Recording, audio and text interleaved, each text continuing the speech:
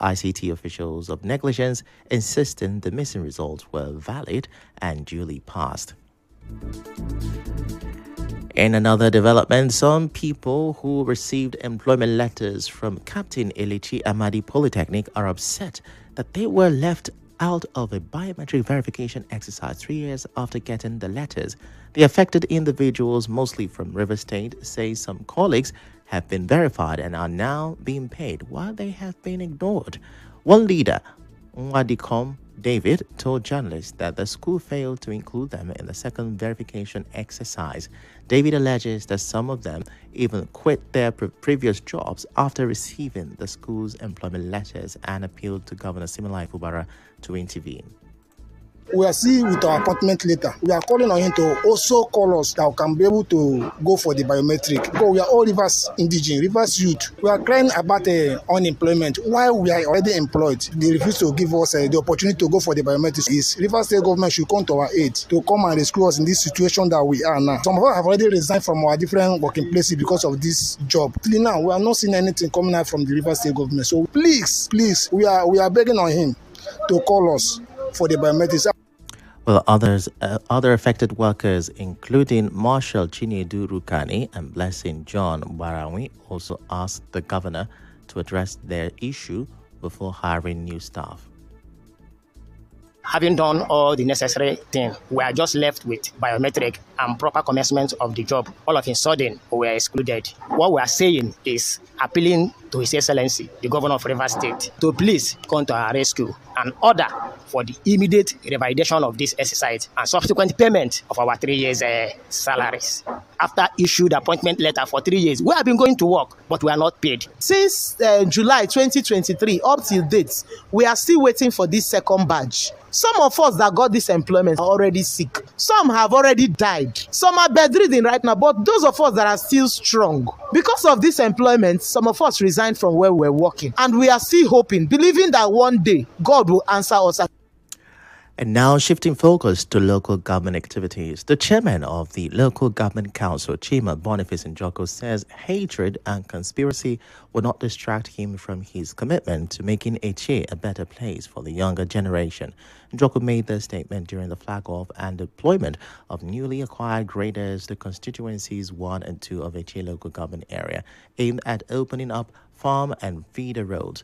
He explained that the graders will improve access to farmlands, ease the evacuation of farm produce, and enhance movement across communities.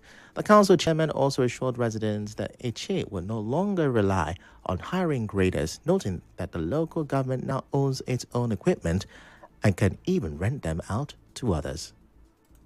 Today, I'm proud to flag these two machines. One causes one, the other one causes two, so that I can balance the marriage. If I didn't share it on air, the same people will say, oh, I've taken it to my community. I'm proud to receive those things, and I'm telling them to write more. Nature will judge. I want to reassure you that as far as this machine is concerned, my aim of purchasing it is for Eche to have a better look, not to be hiring machine every crisis. The Eche Council boss explained that the sum of 2.5 billion naira was to ensure that the dividends of democracy gets to the grassroots and also to ensure that the people are the direct beneficiaries. I have purchased 60 brand new transformer. I'm building Eche Presidential Lodge and the executive office of the Eche local government. The secretariat of Eche local government is under construction. The landscaping of this place is under construction. Eche, as I speak to you, okay. As a local government, we don't have light. We are using generator. Error. As I speak to you, Okrago, Odogwa, Opiro, Opode, Inihi, Odofo, Afra, Mba, Ibodo, Okehi, Ikem, Ndashi, Omola, Akwobo, Umoloche, Light, Woto. And the leader of Eche 10th Legislative Council, Marshal Wankwo, thanked the Eche chairman, Chima Boniface Njoko, for bringing development closer to the people of Eche. Also speaking, the special advisor on inter-party affairs, Silva Ramadi, said history will forever remember Njoko for the fast-paced development in Eche. Moving on now, the Akwa Ibom House of Assembly has denied online reports claiming that the state legislature is considering a bill seeking to criminalize adultery in the state. On Monday, some reports, especially on social media, claimed that the purported bill was sponsored by the deputy governor of the state, Akon Enyakeyi.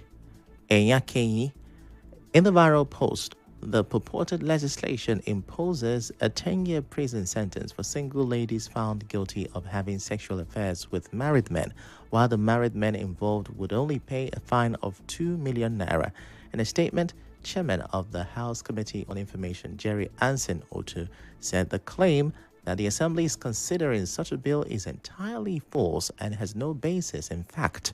Otu said the viral report was designed to tarnish the image of the Akwa Ibom Deputy Governor and the Assembly.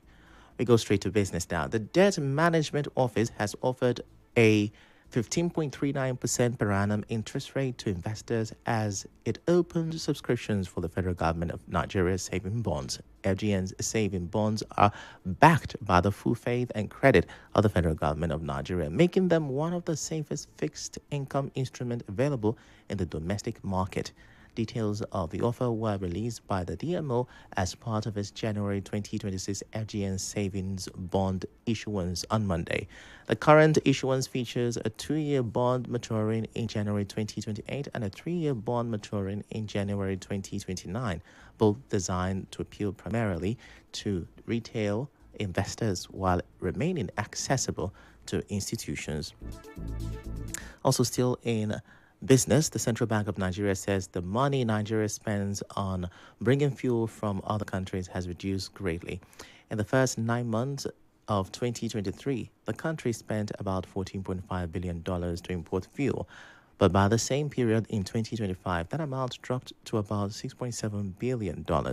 The figures show that the fuel import costs reduced steadily over the year. In the first 9 months of 2024, Nigeria spent about $11.3 billion on fuel importation before the amount dropped further in 2025. According to the central bank, this means Nigeria is now importing less fuel than before, and the country is gradually reducing its dependence on imported fuel. In entertainment, controversial singer Portable is facing a 9-count criminal charge and was arraigned on Monday at the Federal High Court in Ota, Ogun State. The charges, as confirmed by Ogun Police spokesperson Oluseyi Babasheyi, include assault, theft, causing harm, and resisting arrest. His arraignment follows a viral video on Sunday showing the singer in police custody, reportedly linked to a complaint filed by his estranged partner, Ashabi Simple. And the prosecution alleged that Portable attacked Ashabi alongside several police officers and other individuals at his bar in the Eyana Ilobo area on New Year's Day. And now in sports, the Confederation of Africa Football will conduct the draw for the preliminary round of the 2027 Africa Cup of Nations qualifiers today. And now, we bring you news from around the world.